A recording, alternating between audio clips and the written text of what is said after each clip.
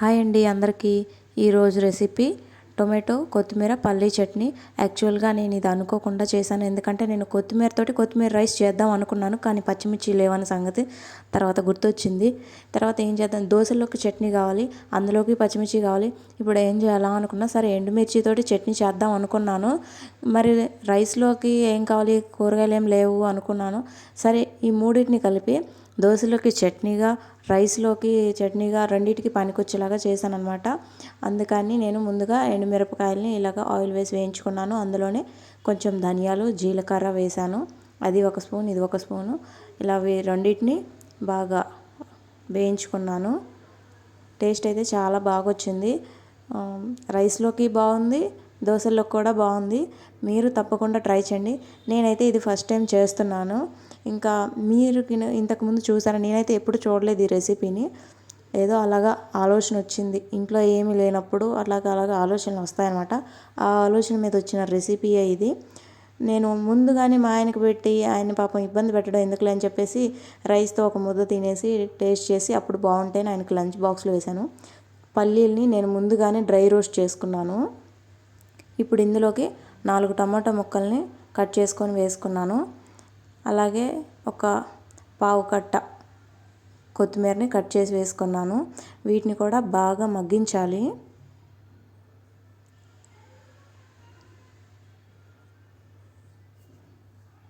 నేను ముందు తిన్న తర్వాతే మా ఆయనకి చూపించానండి, మా బాక్స్లో పెట్టినానని. బాగుందన్నారు, పెట్టమన్నారు. ముక్కలు ఇంకా మగ్గాలండి. మరొక 5 నిమిషాలు మగ్గించుకొని తర్వాత చల్లార్చుకొని మిక్సీ పట్టుకోవడమే.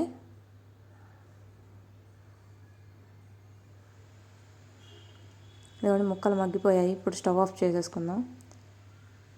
ఆ టమాటో ముక్కల్ని కొంచెంసేపు పక్కన పెట్టి చల్లార్చాను. ఇప్పుడు ఇవన్నీ మిక్సీలో వేసుకుంటున్నాను. పల్లీలు, ధనియాలు, జీలకర్ర, ఇంకా ఈ టమాటో కొత్తిమీరలో కూడా. ఇప్పుడు ఇందులోకి 1½ స్పూన్ సాల్ట్, 2 వెల్లుల్లి రెబ్బలు, అలాగే చింతపండు గుజ్జు, ఇవన్నీ వేసి మిక్సీ పెట్టుకోవాలి. కొంచెం పల్స్ మోడ్లో ఇచ్చుకోండి, ఎందుకంటే అక్కడక్కడ పల్లీలు తగులుతుంటే బాగుంటుంది రైస్లోకి. ఇప్పుడు అదే ప్యాన్లోకి ఆయిల్ తీసుకోవాలి. ఆయిల్ కొంచెం ఎక్కువ వేసుకోండి, నాకు సరిపోక నేను తర్వాత వేశాను.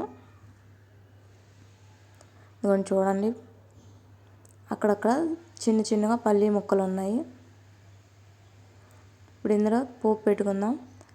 పచ్చిపప్పు, మినపగుళ్ళు, ఆవాలు, జీలకర్ర వేసి కొంచెం దోరగా వేయించుకోవాలి.